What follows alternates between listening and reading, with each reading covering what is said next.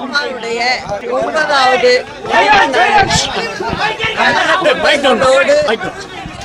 சேர்ந்து அஞ்சலி செலுத்தி இருக்கிறோம். புரட்சி தலைவரும் சரி, புரட்சி தலைவி அம்மா அவர்களும் சரி, மக்களுக்காகவே வாழ்ந்த இரண்டு தலைவர்களும் தமிழக மக்கள் அனைவரும் தலைவர்களையும்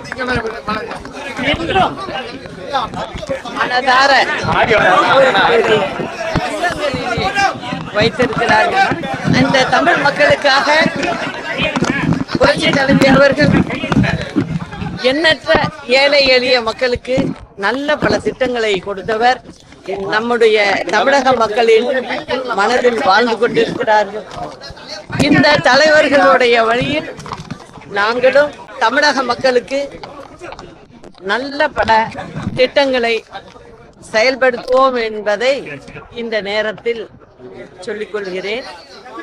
உறுதியாக மக்களுக்காக ஆட்சியாக நாங்கள் நடத்துவோம் என்பதையும், எங்கள் தலைவர்கள் வழிபடியே செல்வோம் என்பதையும் இன்று அம்மாவுடைய நினைவு நாளில் நான் சொல்லுகிறேன்.